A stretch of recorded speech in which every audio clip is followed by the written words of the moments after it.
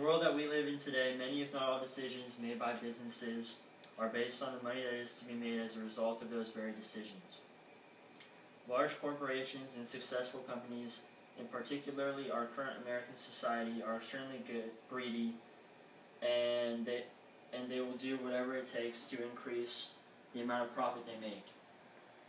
That simple trait of greediness that all of those businesses have in common is what drives their decisions to be made selfishly and without a single thought of the repercussions that may happen because of them. This brings up what I believe to be a huge problem in the way businesses have started to run the ways they make money, and leads me into questioning what it is that Americans can do to try to put an end to it all. The basis around this whole issue is ethics, or the values relating to human conduct with respect to the rightness and wrongness of certain decisions and actions. The obvious source of the issue being created overseas leads straight back to the actions of the businesses making unethical decisions in order to make more profit. So the question remains, what can we as American consumers do, if anything, to stop it and deter those companies from making solely profit-based decisions? One thing I know Americans can do is begin to shop more ethically themselves, which will in turn affect the companies that are being unethical and in theory change the ways that they are run. Although this is a very difficult task, it is possible. Yet another important question then gets brought up about if we should try to change our consumer habits. By becoming more ethical consumers, it puts the issues the businesses created on the shoulders of the consumers, which is not right. Also, it would take a lot of change in consumer habits before anything even slightly affected the companies. Although being an ethical consumer is possible, it is extremely difficult, and it probably won't have the effect on businesses that consumers may think it will. It is not something Americans should really strive for, since there will hardly be any change made, and therefore the issues are not worth taking into our own hands. Charles Duhigg, the author of China, Human Costs Are Built into an iPad, talks of the company Apple and its relationship with a manufacturing plant overseas called Foxconn.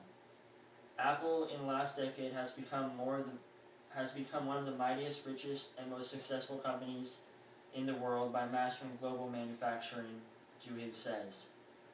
Apple is not alone, however. It shares its strategies with many other large companies, such as Samsung, Sony, Lenovo, and Panasonic.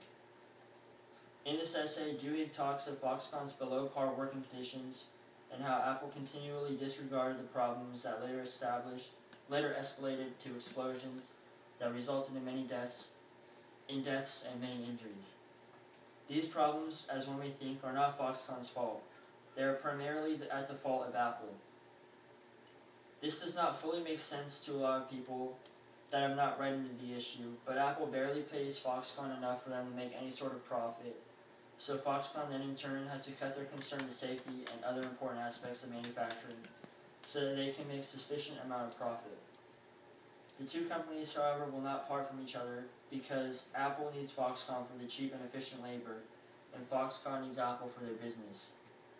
In Apple's quest for cheap labor, they underpay manufacturers, which in turn makes for terrible working and living conditions for the people who make our electronics. They need to think about how they are buying before they buy it, and hopefully stop buying Apple's products altogether. However, even if this is accomplished by consumers, there is still most likely not going to be any change in the way that Apple will run, because there is truly no other manufacturing plant Apple can go to with the same kind of production power necessary to keep up with the consumer's demand. Also, Apple is a very powerful company, which is very reliant on the cheap labor Foxconn provides, so the two unfortunately work wonderfully together.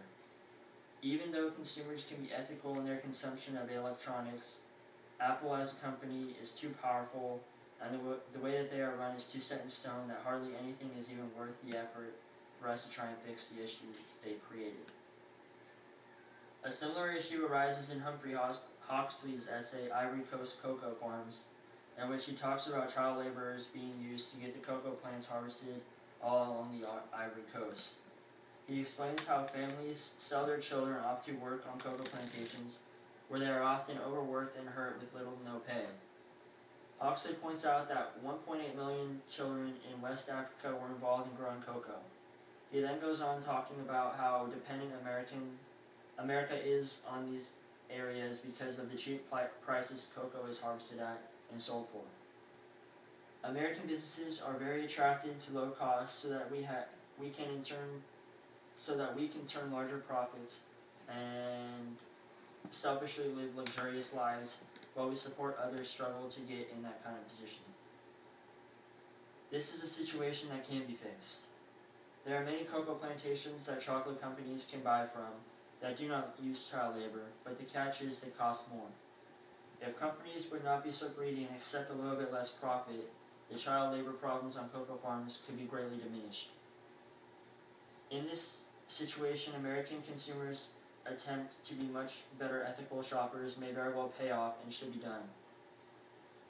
The cocoa industry has other places its cocoa can be made, whereas in the electronics business they don't have the ability to produce elsewhere. This then leads to the fact that the cocoa companies have the ability to change if enough is done to try to get them changed.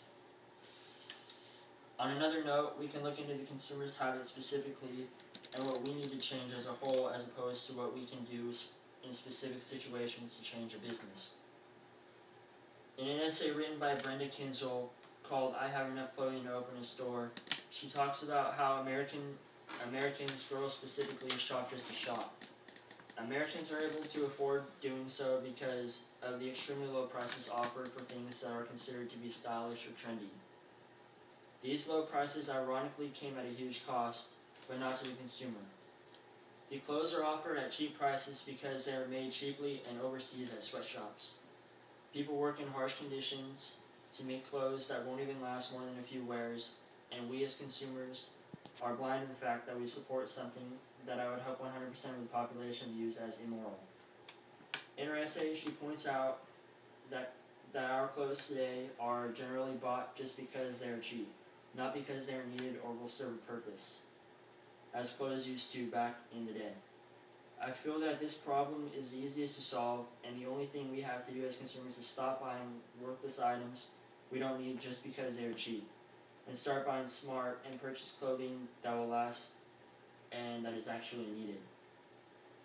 If consumers simply think before they buy, the issue can be resolved and companies will have to change their production habits. Having looked at some specific examples of ethics in today's world, we can now begin to answer the question of whether or not it is possible to consume ethically, and if so, why should we or why should we not consume ethically? The conclusion that I have ended up with is that in all circumstances it is possible to consume ethically, however it can be extremely difficult. Today most things that are necessities to us are made unethically, and it can be very hard to find those necessities made ethically. Being an ethical shopper also takes a lot more time and research has to be done as well, and there will most likely be a lot of shopping around before items we need are found. It also costs more than buying things made unethically. Nevertheless, shopping ethically is definitely something we as American consumers can accomplish. Now, however, the question asking Americans whether or not we should consume ethically remains, and it's a little bit more difficult to find a straightforward yes or no answer to. When answering this question, one has to really look at what they are specifically consuming. If the consumer thinks that the differences can be made if they shop ethically, like in the cocoa farm example, I feel that 100% of Americans should do so because it can quite possibly lead to a reform of the company. On the other hand, if research is done and one finds that not much of anything can be done as a result of their ethical consumerism, like in the Apple scenario, I feel that it is not worth our time to try and fix the problems ourselves. All in all, I feel that even though it is possible to consume ethically, it truly depends on the situation as to whether or not the consumer should or should not. Now, if it is just something a person feels strongly about, even though change will probably not be an outcome of their ethical consumer habits, it is a whole other topic of discussion because it looks at the situation in a different, less substantial light. In this scenario, I see nothing wrong with the consumer changing their habits to shop more ethically. If it makes them happy and feel better about the way that they shop, it is what they should do. I have wished at the end of this speech, that as I drew my conclusions, I would be saying that ethical consumerism will fix the world's ethical problems. But unfortunately, that is not the conclusion I have come to. Ethical consumerism is a great goal for everybody to strive for, whether or not they feel strongly about anything, but it is not going to solve all the problems leading to bad ethics around the world today.